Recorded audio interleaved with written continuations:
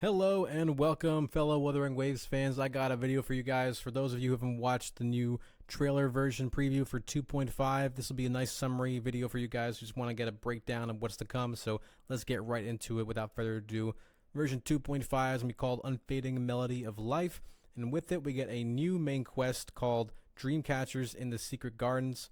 With it, we'll be getting the ability to, I believe, get a brand new, resonance chain for Arrow Rover. So look forward to that, as well as some, new type of quests called Overture. So this is a brand new type of main quest. Essentially, the way that the devs said was that it's going to be a quest type that will set us up for future patches. So for instance, this patch, Overture, Rust, Sword, and the Sun, will be a bit of a prequel main quest chapter that will not really follow up from Act 7, but it'll be something that essentially sets up the tone of what's to come in the following patch. And it'll be a deep dive, from what I've heard, into Augusta's past. We'll be able to make some choices of the story as the rover, and it will not influence the current reality and timeline of Septimont, but it'll be a way that you can kind of see the way that the prior Aegon, or I think that's what they're called, what Augusta's called, the leader of Septimont, had to make to become the leader essentially before she was.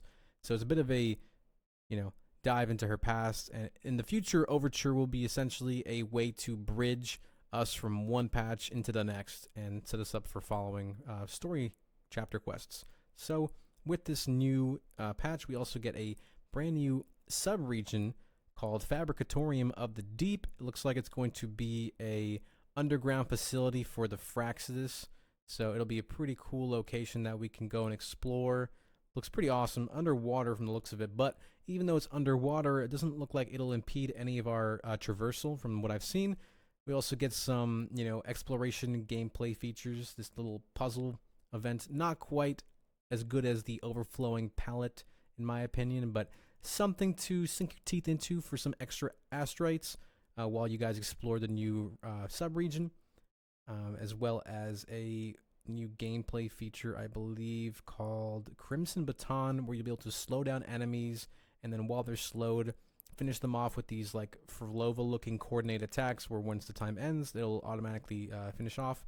And as you can see, even though we're technically underwater, the traversal doesn't seem like it's impeded in any way. So loving to see that. It's gonna be pretty fun just to kind of see the new areas and explore what's to come.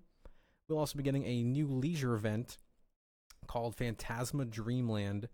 This will just look like a little mini game type. We're kind of just managing echoes, and Furlova is going to be your manager to do these daily tasks for these echoes to set up and do, and you have to manage them, and we'll see if it's actually fun. It looks interesting enough, but I don't know if I'll actually enjoy them until I get a chance to actually try it out. With it, we'll get access to this new Phantom skin for the Nightmare Inferno Rider, as well as another leisure event for the Overflowing Picture Book. This is the palette I was talking about previously. Loved doing this exploration event when we went to Arena City for the first time, so seeing this come back in the form of a casual event is pretty nice. We'll have 3 different difficulties from easy, medium, and I guess hard. So I will be interested to see how hard they do make these challenges, because I do like a little head scratcher for these overflowing palettes. With that, we'll also get some astrite and other materials. We also have a exploration event 2, one in the form of a photo collection, the other more in the form of a kind of go and do sort of thing, right? So it's the Wuthering Exploration featured exploration event, where you'll get some assignments. You do the assignments, and then you kind of cash in for some daily points, and the points can help you reach milestones for the rewards. We also have our normal 7-day login with the 5 standard convenes and the limited convenes for character pulls. And we also have 2 new chapter theaters for the Solaris Film Festival. One for, I think it was called Raguna's Visitor with Zani, and then another one called the Cinema House with a character we have not seen before. And I don't know if we'll get to know who this is, but interested to see who that is, if they pertain to the main story, if they're just somebody for this, Solaris Film Festival. But either way, we also have some optimizations being made to the overall Film Festival, permanent content. They've made the movement faster, and I guess they said they also made it so you have to click through less things, less menus, so less clicking and more, I guess, less time having to go through this event because the play time for this particular event, in my opinion, is a bit too high and it kind of drags on for what should be maybe a 15 to 20-minute event. It can sometimes take 30 minutes to an hour, depending on where you are with your account or how you are with this game. But there are some optimizations, and potentially those will make the overall gameplay loop feel better and just a bit more streamlined in a sense. We got some also permanent content coming with the new chapters in the form of Flare, and some other optimizations that we can go through quickly. So some of those include the ability to have echo management now. So, actually, sync tuning will be better to talk about first. It'll be quick. So you can essentially now upgrade your echo, and along with it, simultaneously upgrade with a tuner without having to go back and forth between two little menus like we've had to this whole time. Along with that, we also get echo management. So now you can create a plan so that way, whenever you're farming echoes in the open world, or even in general, when you're just doing your Tacit Discords, you can set it so that you're looking for a particular main stat and Sonato effect and cost and quality. So that way, any echo that is not, falling within the guidelines that you set up for what echoes you want to keep, you can essentially set the ones that you don't want to keep to automatically be discarded. So that way, you're not going through your own, inventory and setting up all those echoes that you've acquired for, discard. It's supposed to make the optimization for a streamlined building and also breaking down of echoes. So it'll be nice to see that. We also get some more team presets. So going from 5 to 10, I believe, on the preset amount of teams, as you can see. So I'm welcome to this. I mean, I've been having to change one or two of my teams to, compensate for a team that's just not on the presets. And so having more options and, more teams to fill is nice. So, and going from that, we also have small optimization to Nightmare Tacit Discords. Now we'll have them added to the quick access on the guidebook. So this will be nice to just kind of zip through and find the ones you want.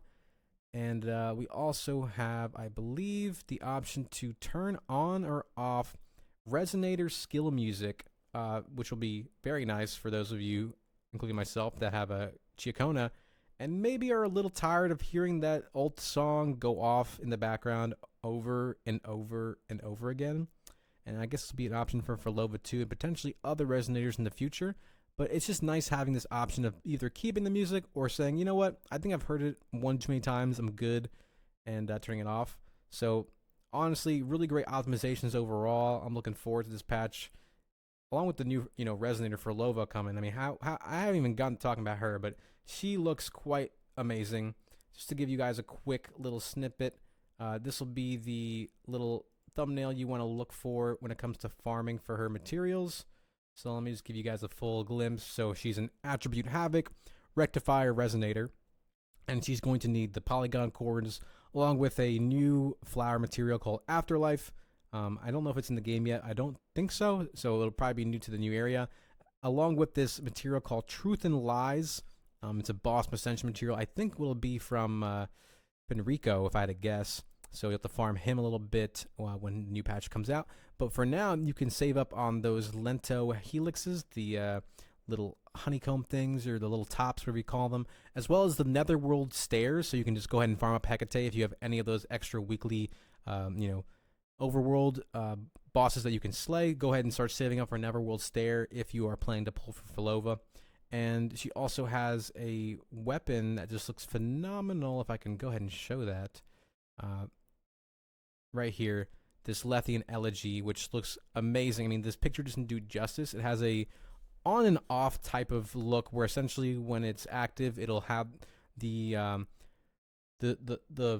notes essentially playing and flowing around the weapon itself. So it's a bit of a, it's just a little detail thing, but honestly, I love what the little details they add to the weapons and everything about it. So look forward to that. And with her, we have some returning resonators in the form of Rochia in the first phase, along with Frolova, and in the second phase, we'll have Cantarella as well as Brant. So for those of you who are looking to build your Havoc team, you can go ahead and pull for Frolova, Rochia, and Cantarella if you have the Astrate for it, and you can have your whole Havoc, fusion team Havoc mono team there, and as well as the fusion team. For those of you who pulled for Lupa and maybe have Chong Li and don't have a Brant, this will be your moment opportunity to potentially pull a Brant. I mean, I really like having Brant on my account, but may not be for everybody, so kind of have to decide if it's for you, if you want that on your team. But you will have to decide, and it'll be hard because the future characters coming later down the line are pretty awesome. What is it?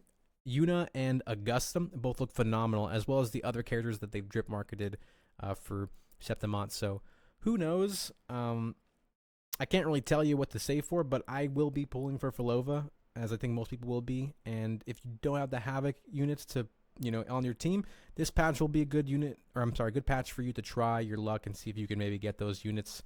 Otherwise, just save for future characters. And I think with that being said, that pretty much covers everything. Yeah. So, hey, if you guys like the video, please leave a like and comment. Tell me what you guys think is the most exciting thing coming with this new patch. What are you looking forward to? Is it for Lova? Is it a new sub-region, new weapons? Is it maybe the new induction of 3-piece weapon sets? I don't know. You tell me. And if you like the content, please consider subscribing. I will be definitely uploading more Wuthering Waves content in the future, as well as potentially other content for future gachas that are upcoming that I may be looking at potentially with some interest and will be covering. So look forward to that kind of content. And with that being said, you guys have a great day. Take care. And see you next time.